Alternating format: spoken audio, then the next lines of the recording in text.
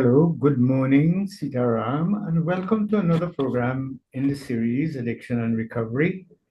I am your host, Ram Naresh Dwarika, as usual on a Thursday morning, welcoming all of our brothers and sisters in Trinidad and Tobago, up the Caribbean, and worldwide. So, this program,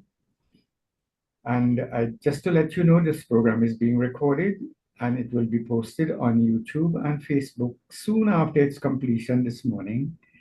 And it will also be repeated on radio and TV Jagriti at 10 p.m. tonight. So those of you who are unable to stay for the program in its entirety, you can always log in or come back in at 10 p.m. and listen to the program when it's convenient. And more importantly, you can send this link from YouTube and Facebook to someone who you believe can benefit from the information that is given in the program.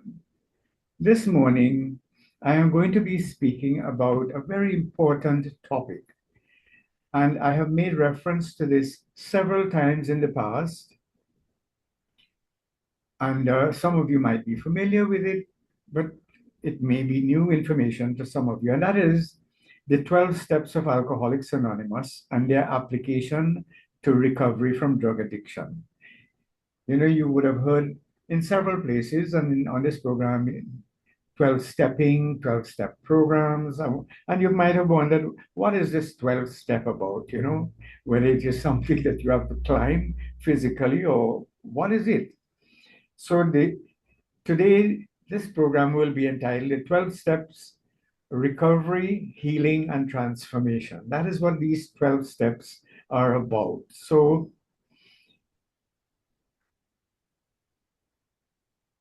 So today, we will examine one of the most influential recovery approaches ever developed, and we want to explore how these 12 principles help people recover not only from alcoholism, but also from other drug addiction like cocaine addiction, marijuana dependence, heroin addiction, prescription drug misuse, vaping and nicotine addiction, gambling, and other compulsive behaviors. In fact, you have now, following these same 12 principles, Overeaters Anonymous, you have Sex and Love Addicts Anonymous, and there are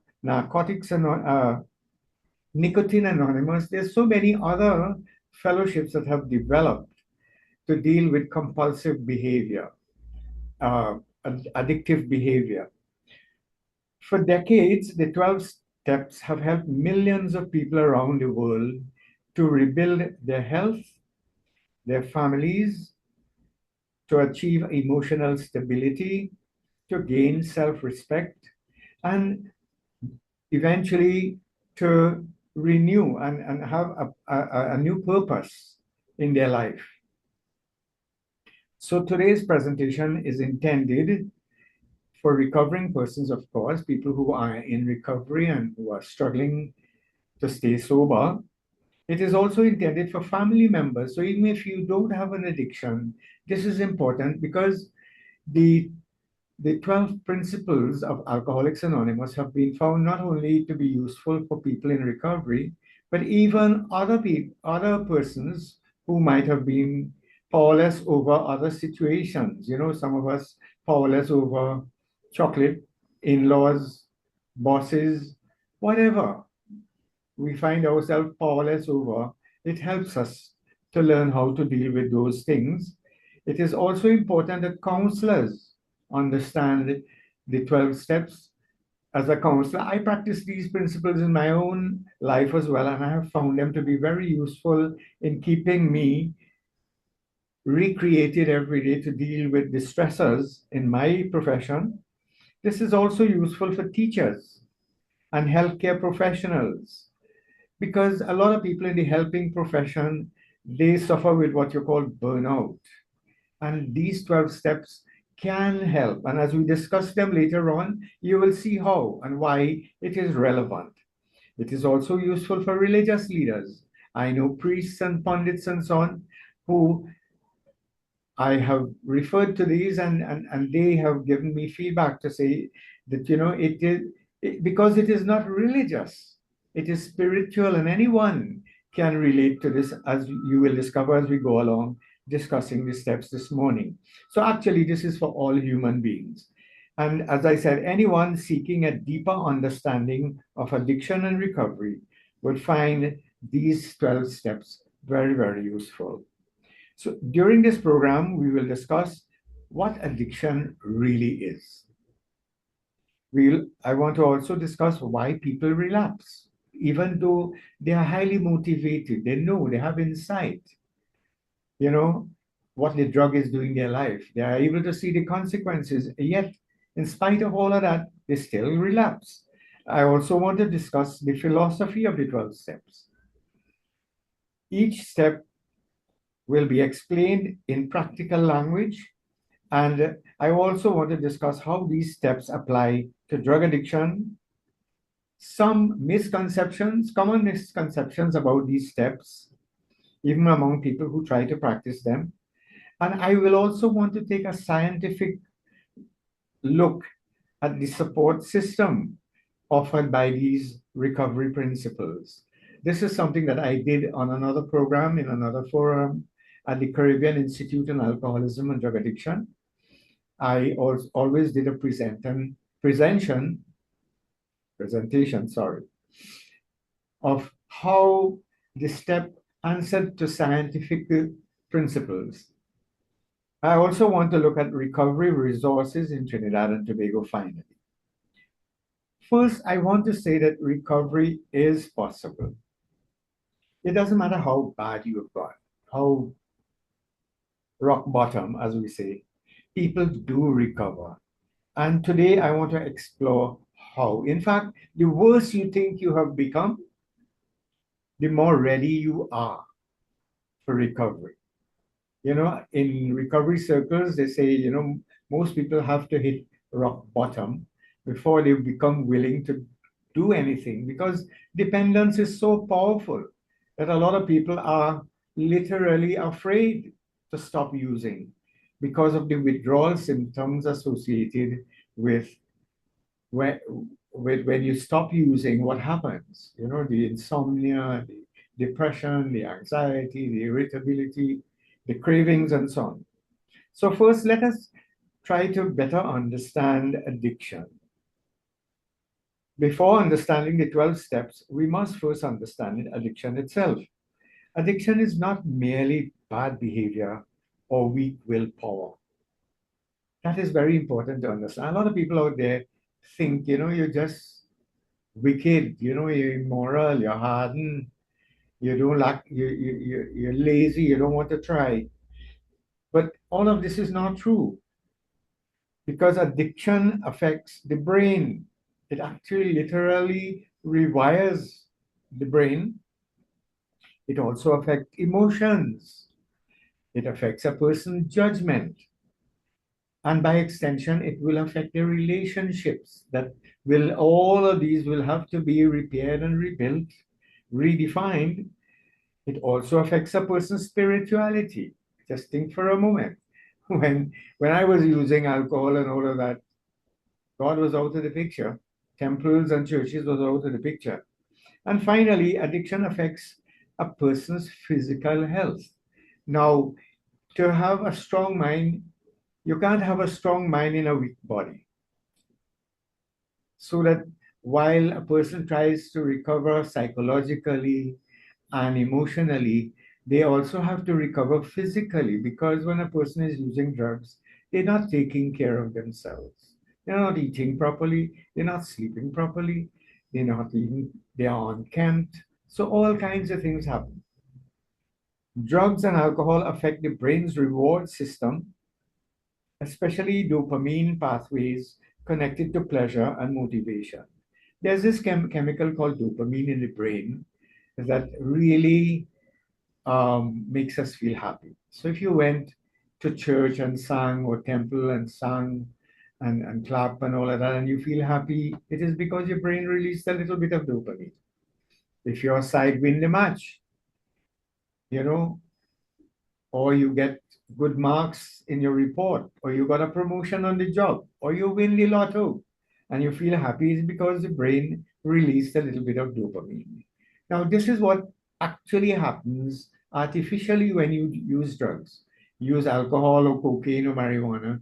It causes the brain to release dopamine, and you get a false sense of happiness. And over time, what happens when these states of mind starts wearing away, when the drug effect starts wearing away, you start to go into withdrawal, and this causes cravings to intensify. The longer you stay away from the drug, the more severe the withdrawal symptoms, the more the craving to get it. Because what happens after a while, tolerance develops. So where one drink would have made you feel the buzz, now you're drinking a flask, a half bottle, and you're still struggling to get that same effect. And the same happened with marijuana and cocaine, and indeed prescription medication as well. At first, 2 milligrams will put you to sleep. Then after that, five, then 10. Yesterday, I was being told about a man who recently passed away in my community, who was taking handfuls of sedatives after years of dependence and still could not get to sleep, to the extent where he suffered organ damage and led to his demise. And my sympathy and goes out and condolences to that family if they're listening. But if these things are brought to the fore, I have worked with a lot of people who have become dependent on prescription pills and help them to wean themselves. I've even worked with medical professionals who had become dependent on psychotropic drugs. So tolerance develops, and then emotional control weakens, because when you're feeling in the dumps, when you're feeling depressed, it's very difficult to summon that willpower to say no. That is why you need help. You alone can do it, but you can't do it alone. You need help. And help is available, thank God, in Trinidad and Tobago. But then over time, while the emotion and control weakens, the ability to stop becomes increasingly difficult. Many addicts sincerely promise, look, this is my last time. And I remember personally, I would be vomiting and all of that in the back there and saying, look, this is the end of it after today. No. And within half an hour, I would find some reason to go back. So that addiction repeatedly overrides good intentions. So that the people who are telling you, your siblings who are saying, then look, I really want to stop, they really want to stop. But you will not be convinced, because how many times they've said that and they go on back and get drunk or use the drugs. And this is why it is important to understand the nature of addiction if you're going to be working with anyone who is addicted and you would like to help them to stop. Because people often begin using substances because of stress. So that is helping them to cope. When they stop, you have to offer them some new behavioral strategy, tool to help them to deal with stress. People use it also to cope with trauma that they have experienced. And you have to be able to help them to ventilate and accept and what has happened and develop new strategies to going forward. Some people use it to help them to deal with depression, and sometimes there are other ancillary causes to depression that must be dealt with. Now, giving a person a tablet, as we do generally in psychiatry and all that, does not really deal with the root causes.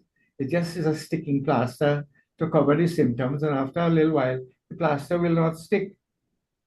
So that there are those who suffer with anxiety. And the more you start using drugs to use it, you feel less confident to deal with the issues confronting you. And that leads to further and more anxiety later on. And then you, of course, having been using drugs for a while, you belong to groups now where everybody else is drinking and using, and it will be difficult. These are your friends. You begin to associate only with activities that relate to drinking and drug use. So that for a person in active use, to stop using is like to stop living, because then I'll have to give up my friends. I'll have to give up the river lines and the fet matches and all of those things that I'm used to.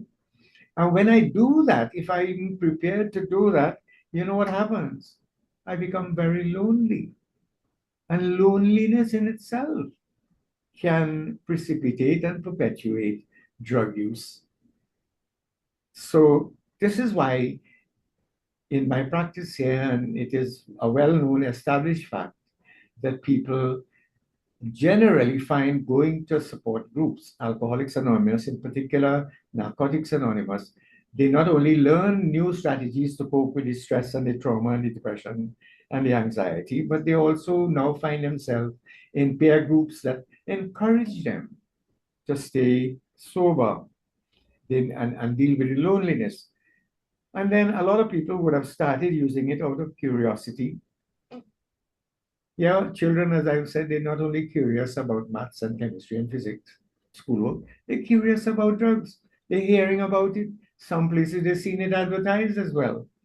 So, and children are always daring. They always want to push the envelope, as we say. They want to prove that they could do succeed where others are feeling. So, we tell ourselves, like I did. No, no, no, I'm not that stupid. I just taken one smoke to see how it feels, or taking a beer to see how it feels. Yes, I had control at that time, not realizing that was the first step in the wrong direction. So a lot of children use it out of curiosity at first, and then some people use it to help them to deal with grief, the loss of a loved one. And I've actually seen people do that, to relatives who just lost a very close sibling or parent or child, and people slip them these medication, sedatives and so on, or tranquilizers that they may have been prescribed to give the person, and they start the person there on a journey that will be worse than dealing with the grief eventually. So that a lot of people eventually end up using drugs for several reasons, underlying reasons, to help them to deal with emotional pain. And unless those issues are dealt with in counseling or psychotherapy, it is always going to persist. And as we go on the program, I will want to make reference to how the 12 steps responds to that. These underlying stressors are catered for in the 12-step program. So at first, substances may seem to provide relief or escape, but they create greater suffering in the long run, because addiction can damage marriages, and of course children and suffer when people separate. It can affect your ability to parent, because you are mostly not there, absent as the father who's drinking after work every day and not have no time to sit with the children, or because you are providing an improper role modeling for the children. Because if you are drinking, you can't tell your children not to drink. It also affects finances. And I can tell you from personal experience, I would put the money that I would want to carry home, and then the spending money in another pocket, and the savings money. And from the time you take the first drink, you start to borrow from the home money, and then the savings money, and the installment and the bill, because that is the nature of addiction. You know, Once you take that first drink of that smoke, you can't predict what will happen after that.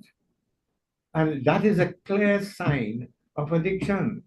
There are people who could take one or two and go about their business, and they are social drinkers. But once you take one drink and there's a craving for another, you're an alcoholic. You may be at the beginning stage, but if you continue, you are going to get to the middle, and you're going to get to the chronic stage eventually. That is how everybody who became homeless and on the street with marijuana and alcohol and so on, that's how they started. And then some careers, you can't regain those lost opportunities once you lose it. And I know young people who lost their jobs because of drinking, and as a result could never regain that career. It affects other people's education. Even in my case, I was doing A levels and I had my drinking had already started. So when you after class you go and drink, you can't do the assignment on in that state of mind. You're just getting ready to go and sleep, and so you eventually have to drop out of the class. Generally, these things affect your mental health, especially for young people who starting using marijuana and alcohol at an early age. It, as I said, it starts to rewire your brain. It starts to you literally suffer brain damage. It is estimated when a person gets a blackout, that is, they're drinking and they reach to a point where they can't remember, well, how they got home and all of that. What is happening is you're losing, it is estimated 15 to 20,000 brain cells gets wiped out when you're in a state of blackout. And of course, the physical health, as I mentioned before. Because when you're drinking, you're not really taking care of yourself. You're not eating properly, you're not brushing your teeth, you're not bathing, whatever. So families often experience distrust. Eventually, how many times you said you're not going to drink and you went and got drunk? How many times you went and sold articles, you borrowed money to support your gambling habit and you didn't say anybody and you keep now you are lying, you know, where making up all kinds of excuse for not coming home on time or after work, and you said you went by that friend, then we found out you were somewhere else. So trust is one of the first casualties in the relationship with an addicted person and their social milieu. And of course, this leads to conflict because when you took the money that we were supposed to buy the shoes for the children and the books and go and spend it out in alcohol, there's going to be trouble at home. So it leads to conflict for the alcoholic themselves and the family, the children. There's fear. He is afraid of the consequences of what would happen, but they become fearful of him. And of course, there's shame in the community. Some families get so in small communities like where I grew up and so on, everybody knew who were alcoholic. And sometimes you will not get invited to functions in the community. When you did get invited, you would be relegated to sit at the back, and people will be looking at you. Your wife can't get a new dress, and the children cannot get the shoes to go to school, and everybody knows why. So there is, shame. Then there's emotional exhaustion where wives or husbands they reach the tipping point where they really can't take anymore, and sometimes it leads to separation, of course. And there's always financial hardship in families like that.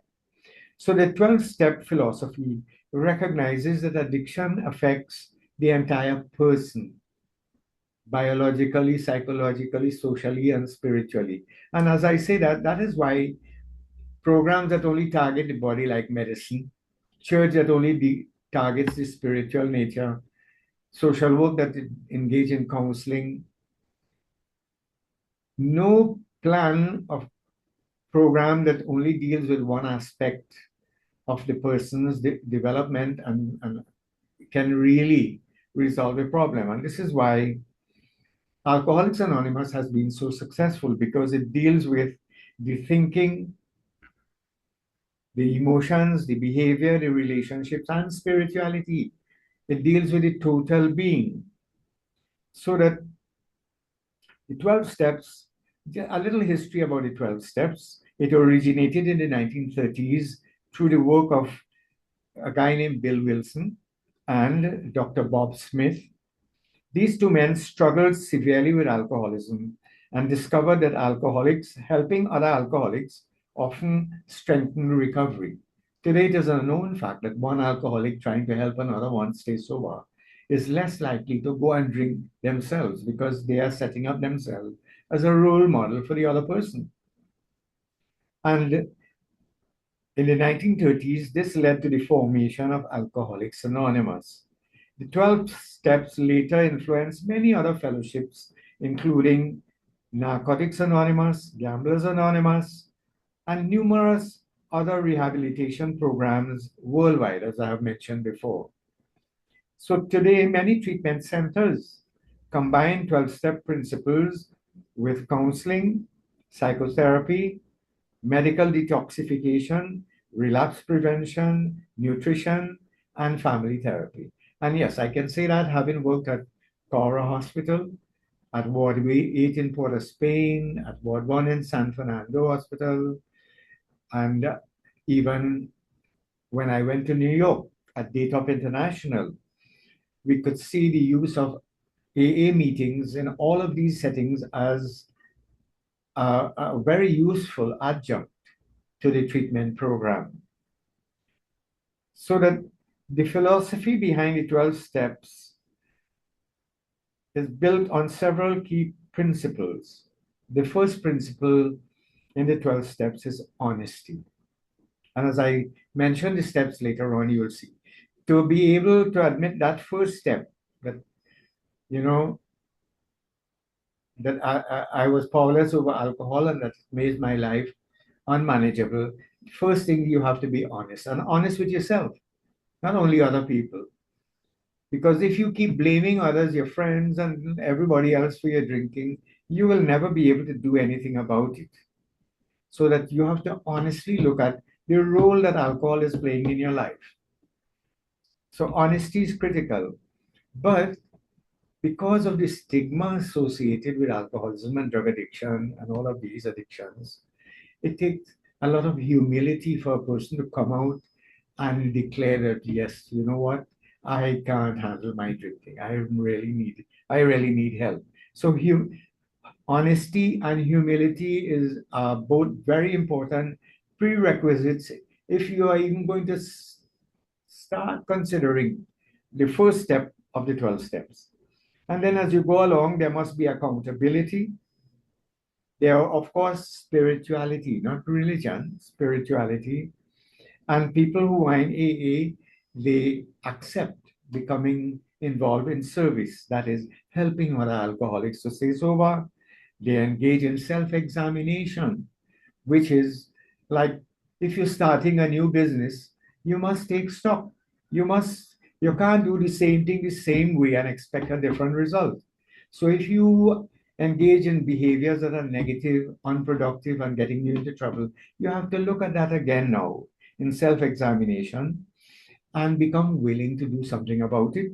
And of course, critical is community support, the family and the community. And this is what this program is about, helping our community, our national and worldwide community to understand the nature of this malady. It is not a bad habit. It is not a question of weak willpower. This is a disease and recognized so by the World Health Organization. So many addicts, they feel alone. And I had that experience where you feel, this is only happening with me, nobody else, because people don't talk about what they are going through. And of course, this leads to a kind of insecurity and shame because you feel less than and you are unable to talk about it. And generally, the society has, even now, there's a lot of misunderstanding about alcoholism and drug addiction. A lot of people believe you just have to put it down and that will solve everything. That is not so. Some people feel rejected.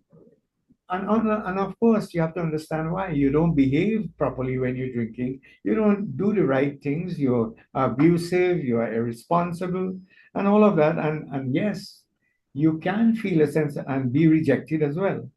And some feel emotionally disconnected. Eventually, you'd find the alcoholic or drug addict now isolating themselves for two reasons. One is if they really can't mix with other people because if unless you are with other addicts, you know, you can't drink like social drinkers anymore because you will appear to be greedy when you're drinking. And as a result, and when it comes to the last days, some people just can't afford to share their drugs. So they just use it alone because Money's in short supply, and they need more to get that feeling.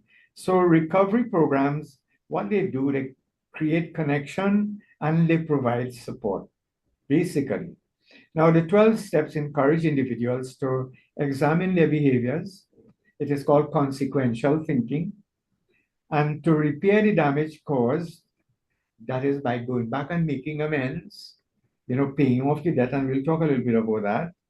Change the destructive patterns of behavior and continue growing emotionally and spiritually.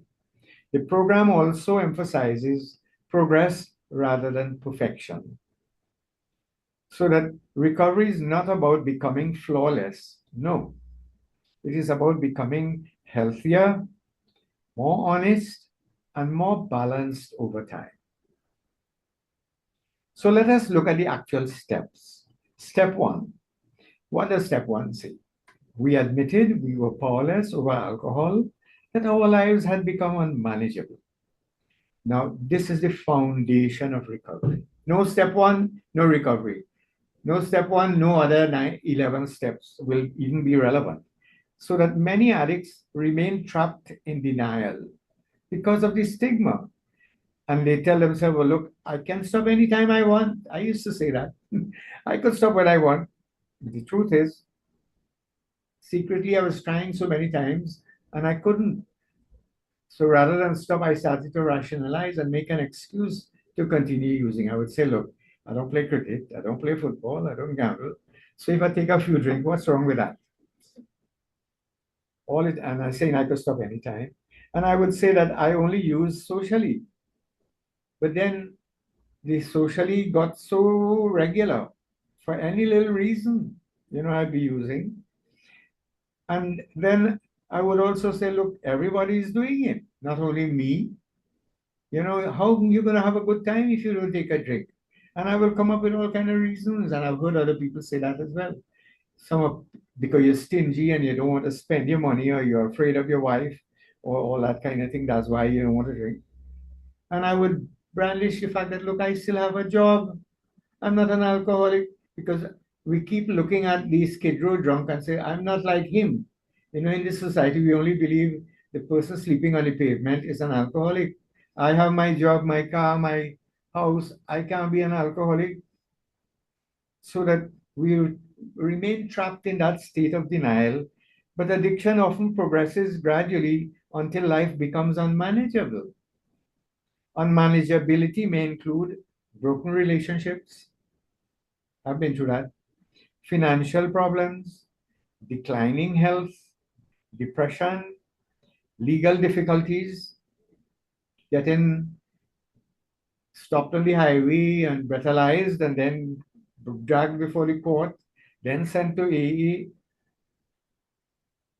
Then there's emotional instability. And of course, because of drug use and having to tell so many lies, there's dishonesty. All of these things become symptoms of the disease. So that all of this will have to be repaired. Repeated failed attempts to stop till you stop trying altogether, because you can't stop. You can't deal, you don't want to deal with the withdrawal symptoms. So that step one is not about weakness. No, it's about honesty. Stop blaming other people. Take responsibility that, look, you have become powerless over the drug. Check and see how many times you try to stop and you fail. You promise yourself you'll do this and it never happened. So that recovery begins only when denial ends. For many recovering persons, this is the first moment of genuine clarity. Now let us look at step 2 and 3.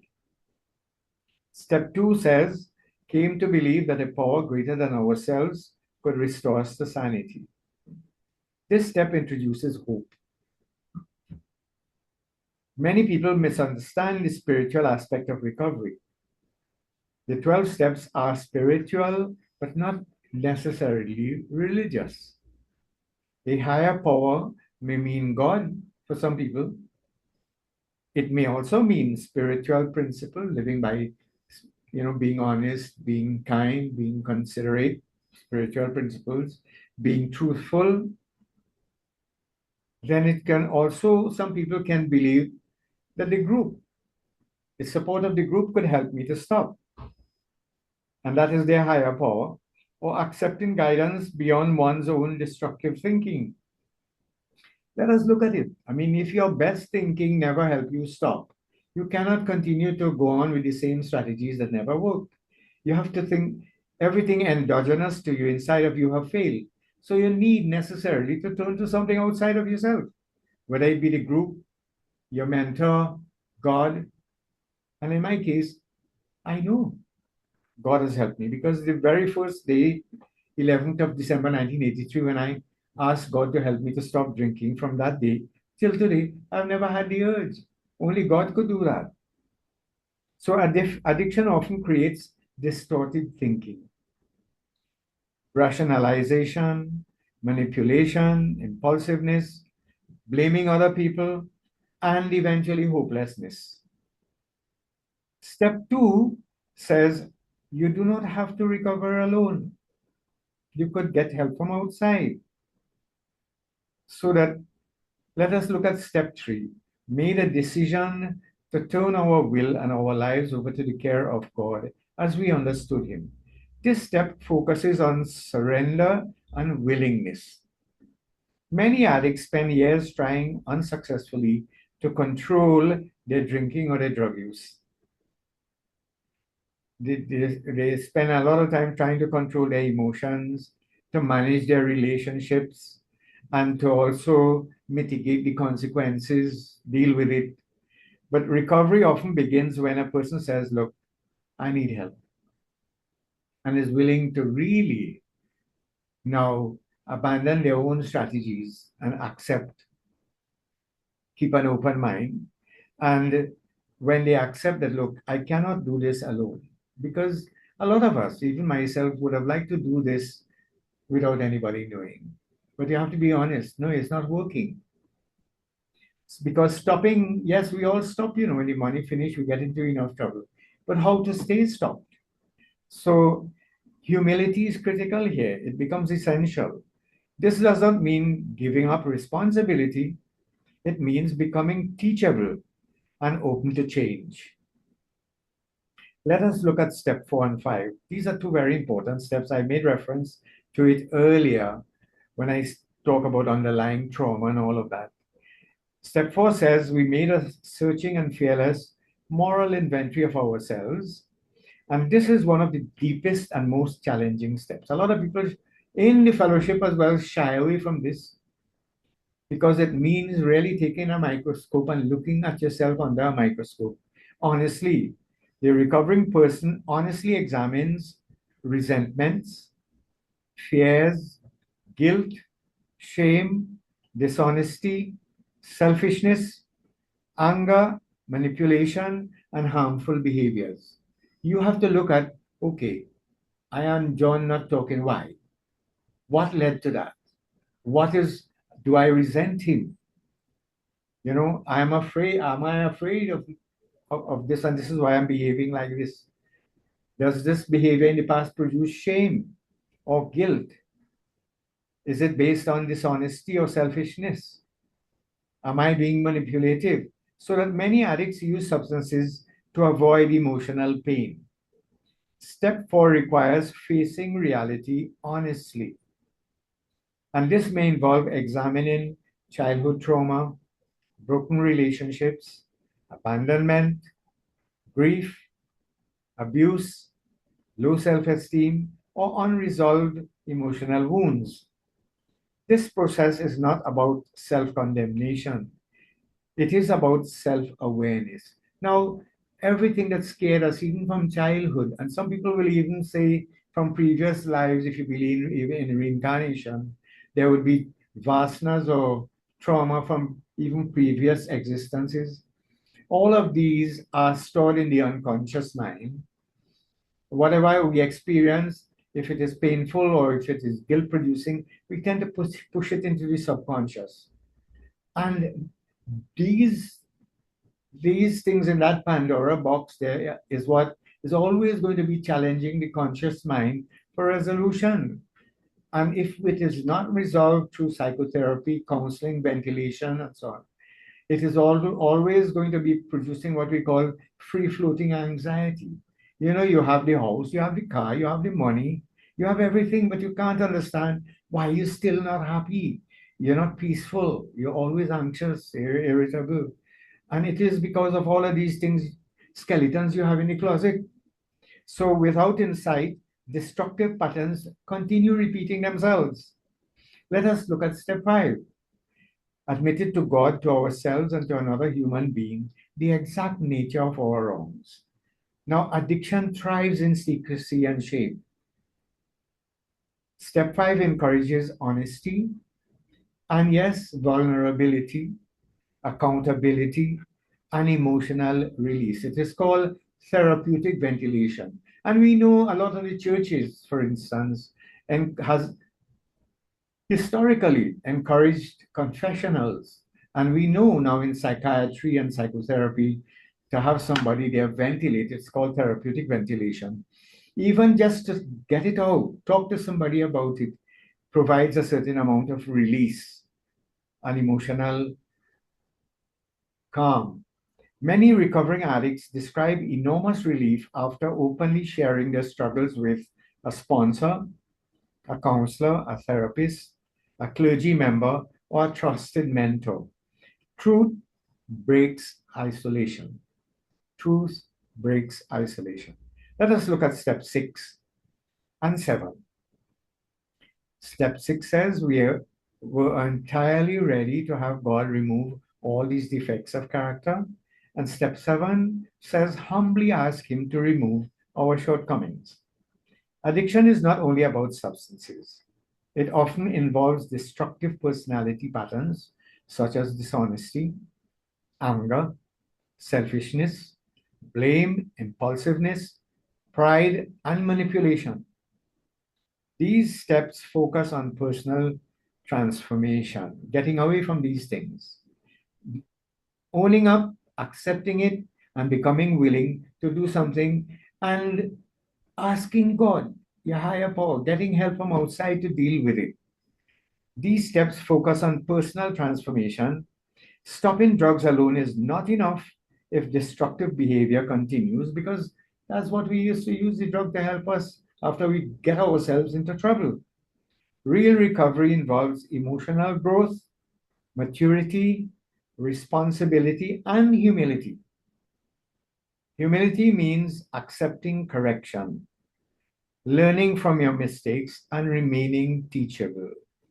And I just want to add that humility is not the suppression of anger.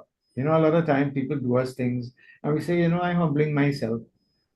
But in truth and in fact, we just bury the axe, yes, but we leave the handle outside. Later on, we're going to get even, you know? No, that's not real humility.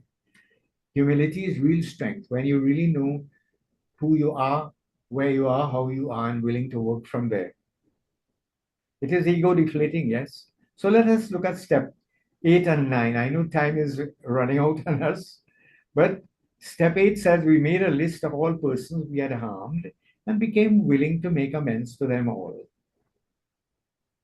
And step 9 says made direct amends to such people wherever possible, except when to do so would injure them or others.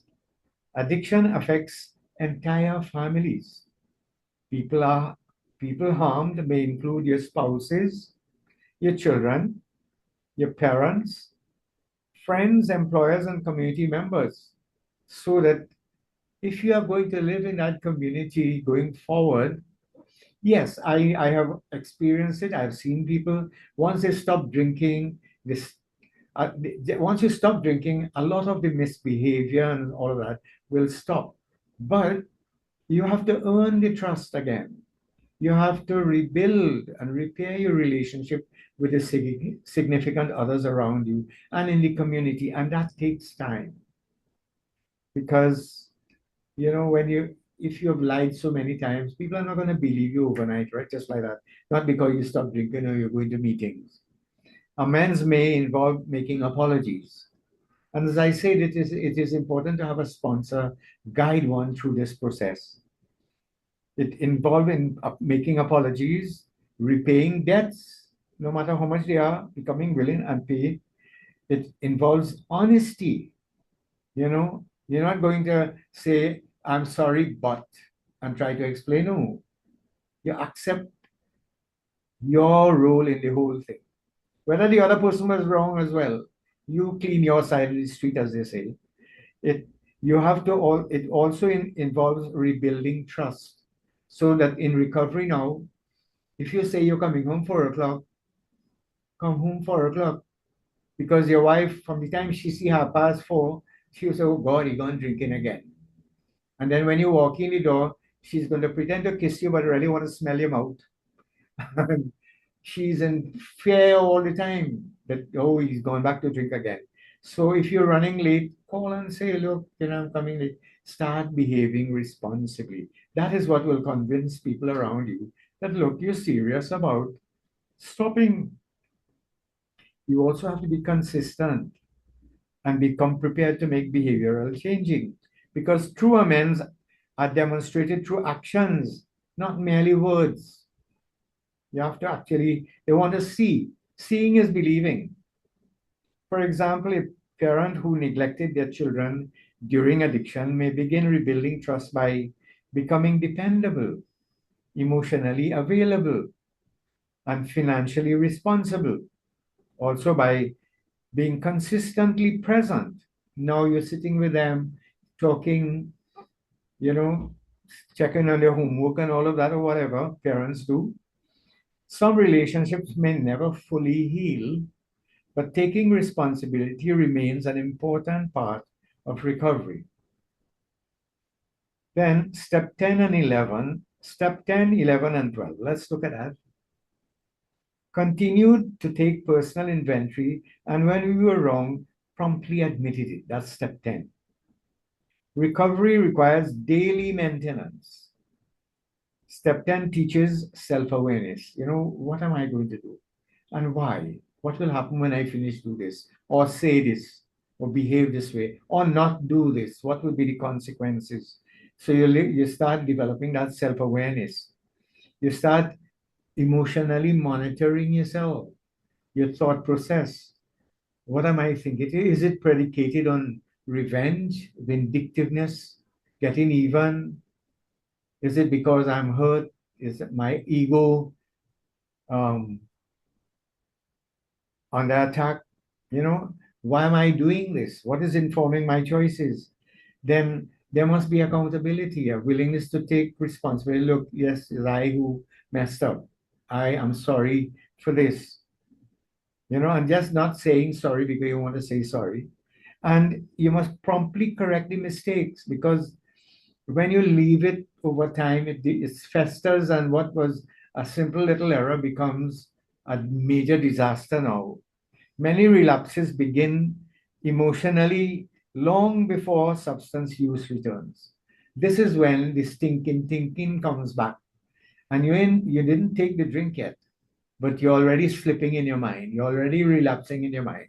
So that relapse is not a situation; it is a process where you can tell long before you take that drink that you're heading that way. When you start behaving like you're still drunk. Step 11, sought through prayer and meditation to improve our conscious contact with God as we understood Him.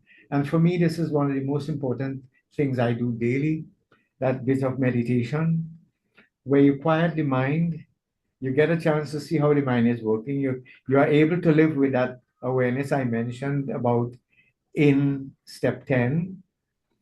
Through meditation, we become more and more aware of how our minds work.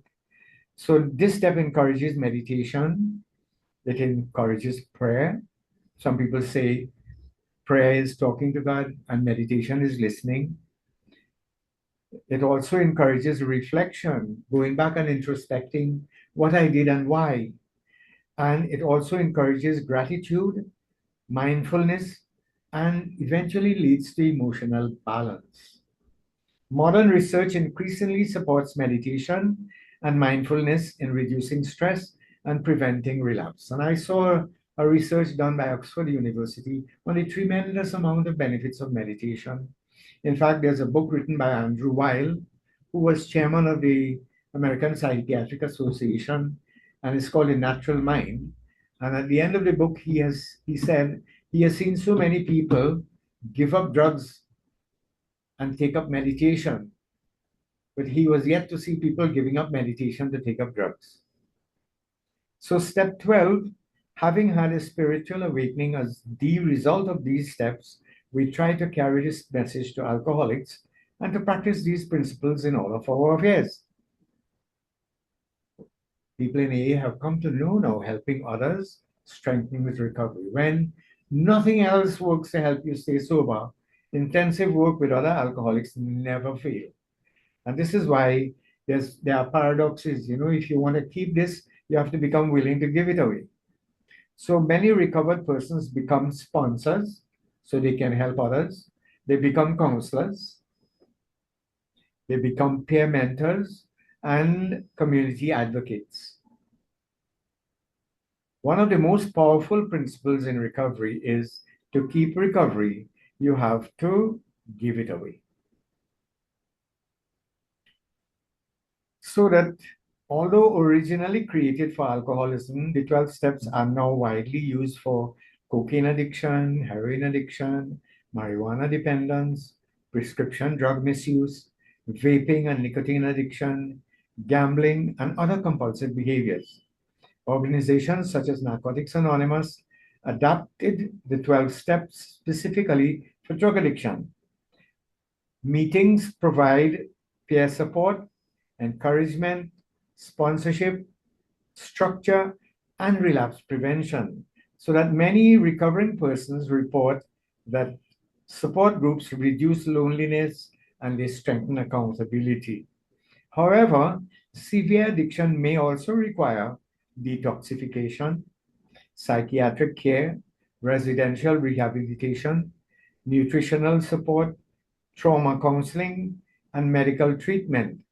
Now, as I say this, we can't use drugs to treat drug addiction, but sometimes in the initial stages, we have to use allopathic medicine, drugs, to help a person deal with the severe withdrawal symptoms like delirium tremens and all of those things.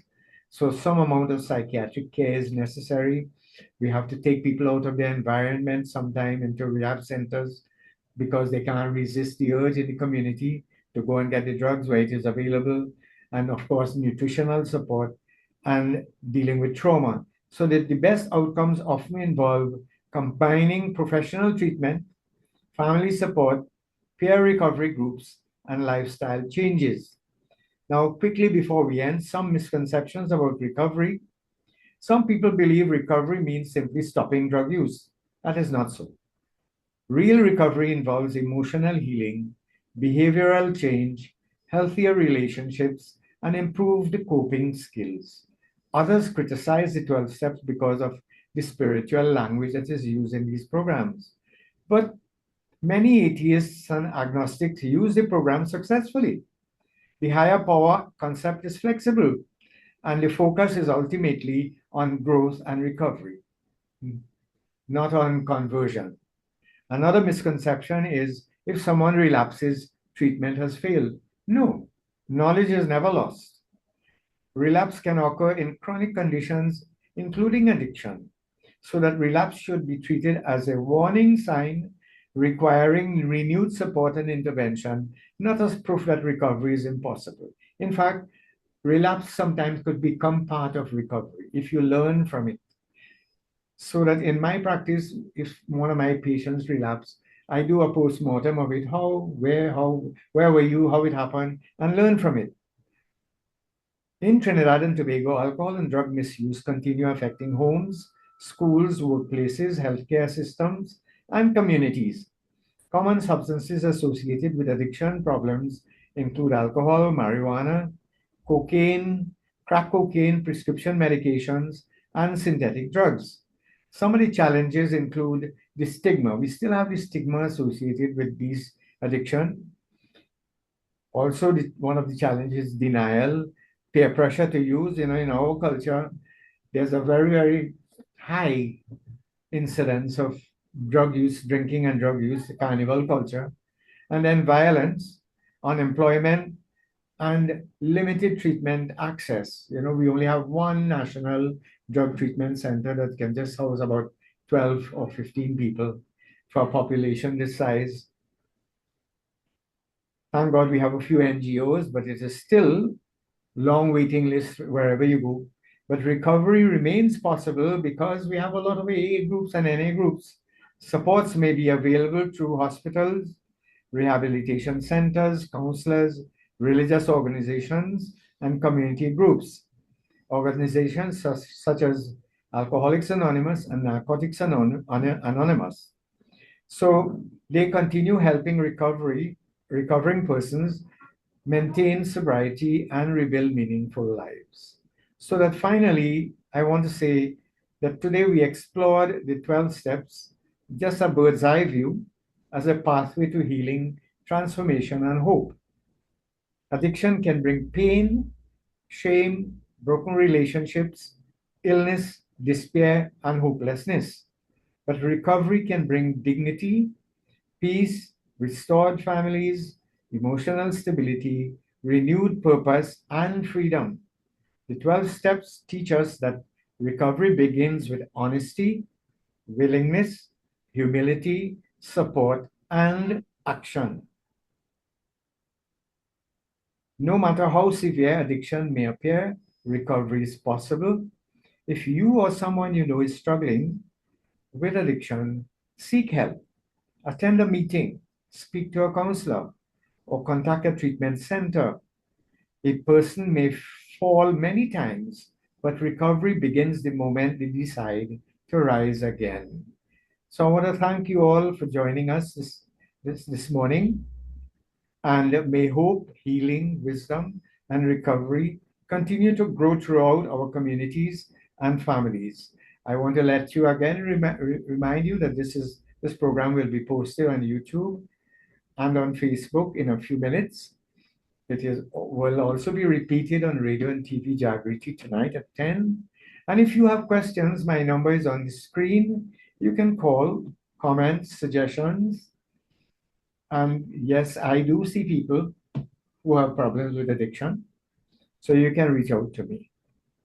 I also want to thank Radio and TV Jagriti, the staff there, for providing free airtime, valuable airtime, every week since its inception as a public service to our national and international communities. I want to thank the staff there, Mr. Ramdhani Bimal, Mr. Kalu, and of course the CEO, Mr. Vijay Maharaj, for wholeheartedly allowing the use of this facility to educate our brothers and sisters nationwide, and to thank all of you who have been listening and supporting and sending your comments and encouragement, and to let you know this program will be on again next week, Thursday. I look forward to you all joining, and please go on YouTube, look at the program. You can find it in my channel under Ramnaresh Dwarika, Addiction and Recovery. It's on Facebook and YouTube, and you can send a link to someone who you believe might be able to benefit from this program. So until next week, see you then. Stay safe.